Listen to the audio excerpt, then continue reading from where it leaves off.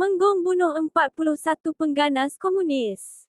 Iban Menggong anak Panggit, bekas anggota Sarawak Ranges, tidak pernah berbangga sekalipun dapat membunuh 41 pengganas komunis selama berkhidmat dalam pasukan keselamatan. Malah, sepanjang kariernya sebagai anggota keselamatan, beliau terbabit dalam 29 pertempuran. Dalam semua pertempuran itu, pasukannya dapat membunuh 114 pengganas komunis. Bagi Menggong, apa yang dilakukannya semata-mata kerana tugas dan tanggungjawab terhadap negara. Saya tidak pernah berasa bangga dengan kejayaan itu. Saya hanya menunaikan tanggungjawab sebagai rakyat, kata Menggong yang dilahirkan pada 12 April di Lubuk Antu, Sarawak. Menggong menyertai pasukan Sarawak Ranges sewaktu usianya 15 tahun.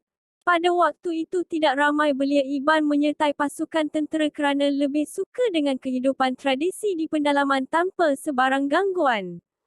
Menggong yang juga pernah berkhidmat sebagai anggota tentera British, berkata beliau mengikuti latihan rekrut di Port Dickson pada 1948.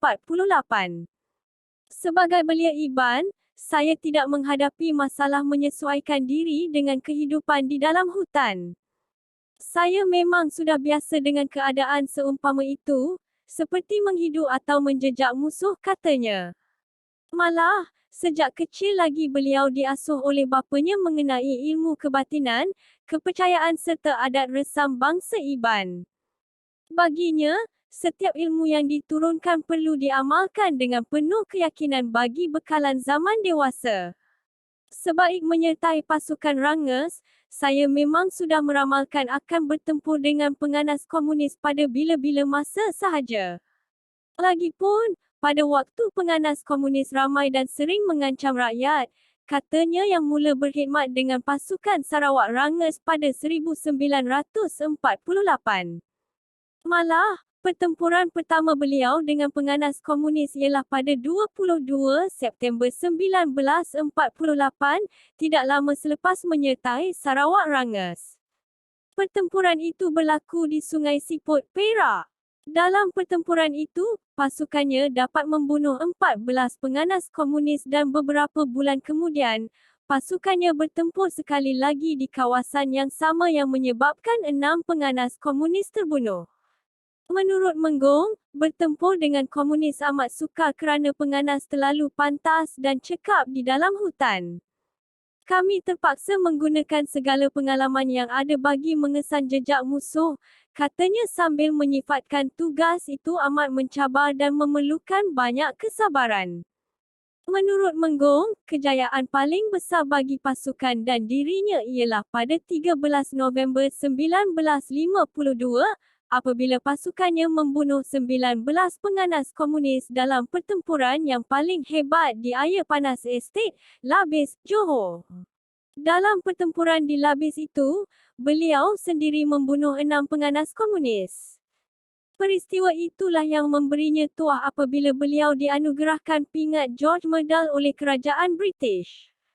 Menggong menerima anugerah itu bukan saja kerana dapat membunuh ramai pengganas komunis, malah kecekapannya mengawal anggota pasukannya setelah pegawai mereka, Lieutenant Balt, terbunuh.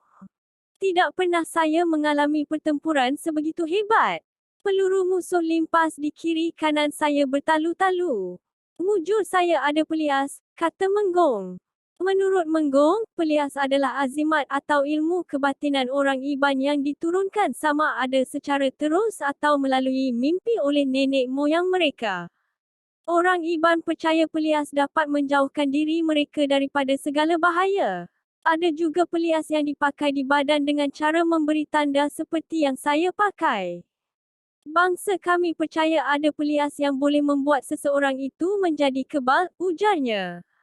Menggong juga berkata, kebanyakan pahlawan Iban mempunyai pelias dan yakin terhadap ilmu kebatinan.